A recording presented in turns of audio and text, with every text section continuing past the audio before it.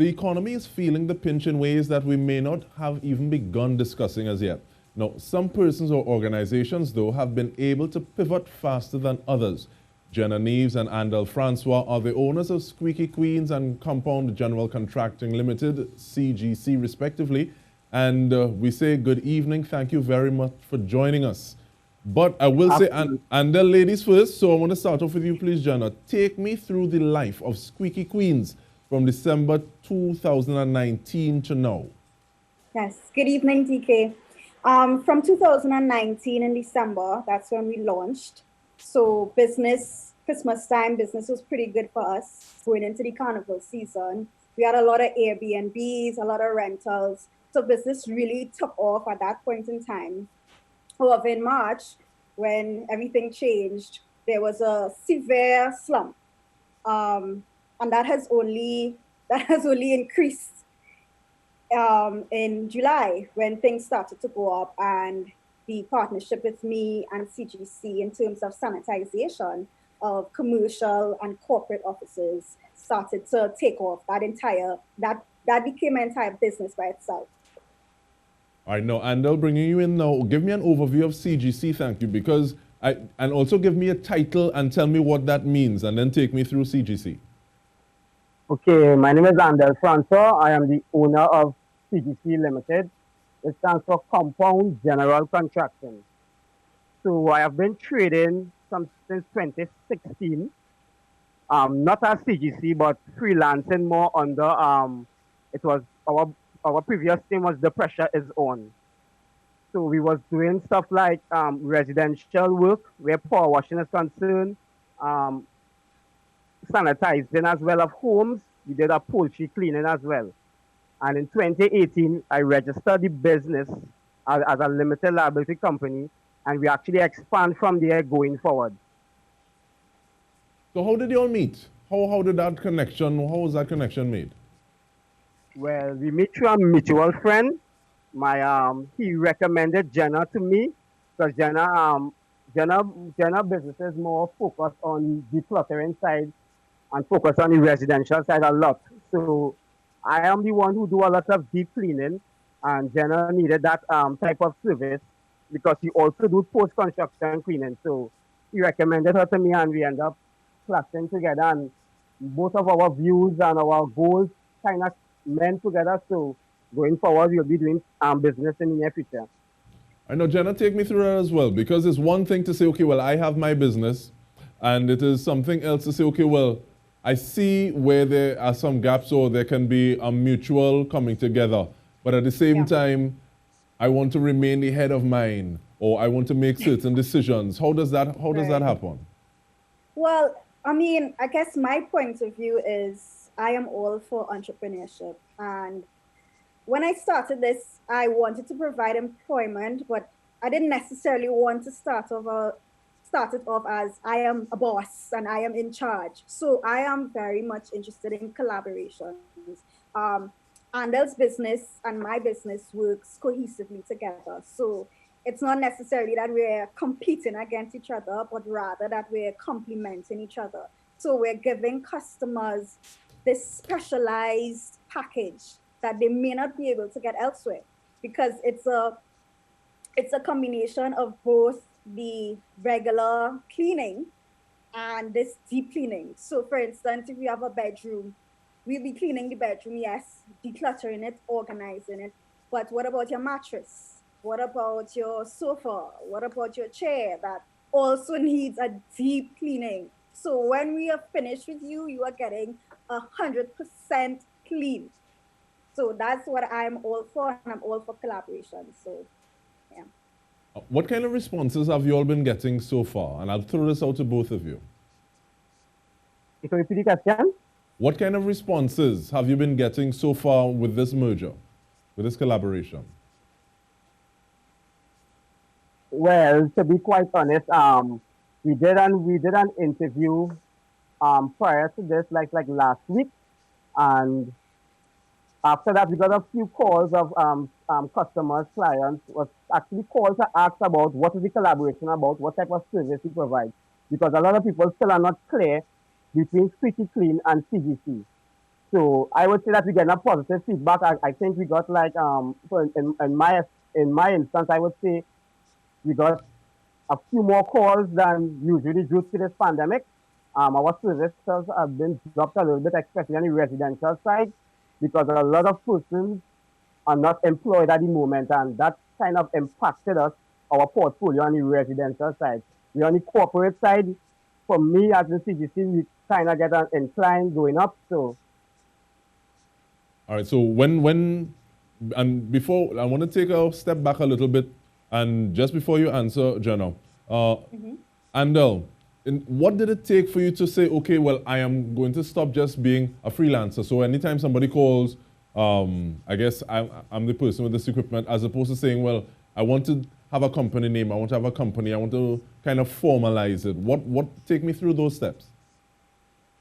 but okay, so as I said, I was freelancing before, and I honestly want to own my own company. I want to be able to create employment in Trinidad and Tobago as well, where I know, especially now, I know COVID actually hit us in 2020, but even prior to this, employment was a big issue in Trinidad and Tobago. And I wanted to create employment. I actually wanted to become a CEO of a company.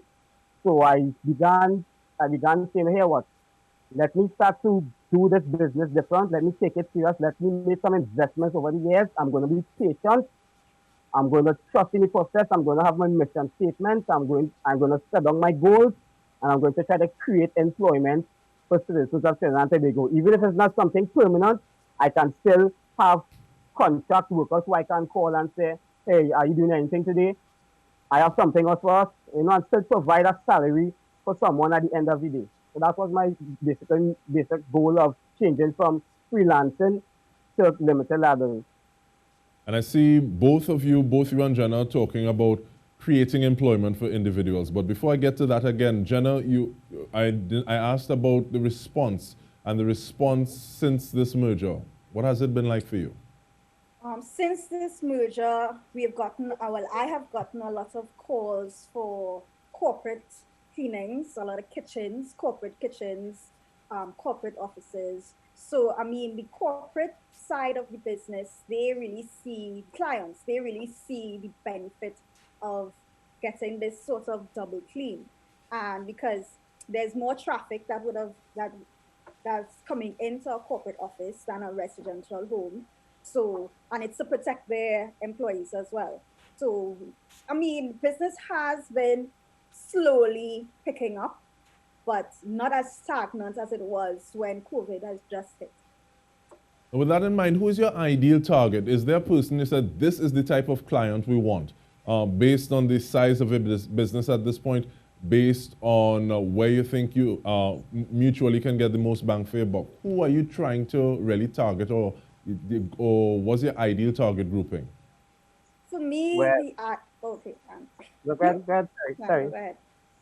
Well, for my target grouping, we are more trying to focus on the commercial side, because as I mentioned before, we have made some investments over the years, and yes, CGC as well as Squeaky, we do understand, but right now on the corporate side, businesses are struggling to remain open and to remain in operations, even to keep citizens of Trinidad and Tobago employed because of the pandemic.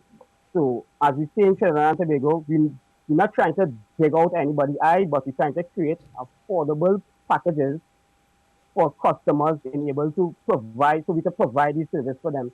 Because as I said, we are mindful that it's a very hard time, and we're also trying to reach into an agreement with customers to try to mitigate the risk of this pandemic. So going forward, I lost some thoughts of it. And Jenna, in terms of your ideal grouping? My ideal grouping would also be corporate clients. And I mean, I guess we would more do, at this time, we're more doing post-construction, post-renovation clients who may not have the time to get everything in order. They have to work from home, they have the kids. So we're looking to alleviate all those issues. All right, so we continue this conversation speaking with Andell Francois and Jenna Neaves. After this, stay with us, we return with more. Welcome back. We are speaking with Jenna Neaves, who we also understand has many different lines of works, and one of our brand ambassadors actually works with us at TTT, but that's another conversation, I guess. But in terms of getting into the work that you do during the pandemic, take me through the process of somebody saying, you know, I need this place cleaned or decluttered and sanitized, to them eventually saying that you all did a good job. How does that happen in terms of saying, okay, I want this done, to it actually happening? First contact, we actually arrange a free site visit. So then I go, I meet with the customer, I look at the space, I look at their needs, I see, okay, I have a list of exactly what tasks need to be done. When we execute, before there is even the final payment, it has to be approved by the customer. So if the customer happens to be present, which most of the times we advise that they are, at least they come at the end of the cleaning, they actually go through. So there is no sort of discontent. So the customer is pleased, and then we accept our payment. So I try to ensure my business ensures that customer satisfaction is 100%, because I mean, especially at this time, nobody wants to be wasting money, and I want to ensure 100% value. All right, what chemicals are you using, Andell, or what are you cleaning with? Okay, so we use two different types of technology with three chemicals. The chemicals we use is vital oxide, and we use Avistat D, as well as the microchem, which are all EPA approved.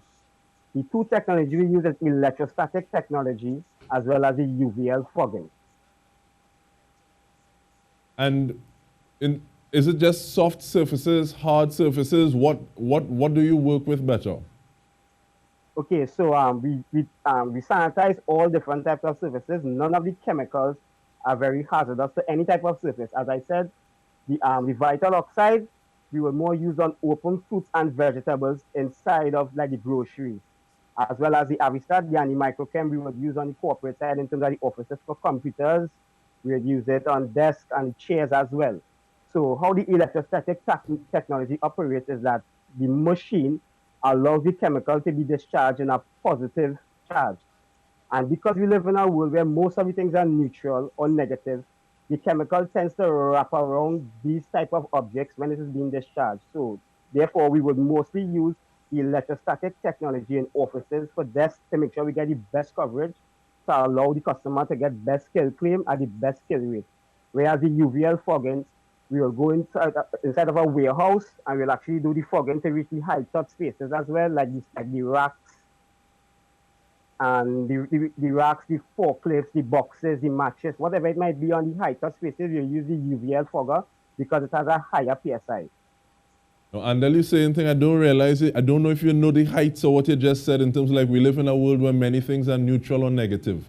But moving forward from that, in terms of costing, what kind of cost do we look at for a service like this, Jenna? Well, we base our costs based on the size of the area. So it depends on your size. Each size is different. So there's not just, okay, one set cost. And even for my business, that's where the site visit comes in. So we get to see, okay, how many team members will be needed. So it's all about the size of the per square foot, the space. And no, Andell spoke about the chemicals being used are not necessarily hazardous.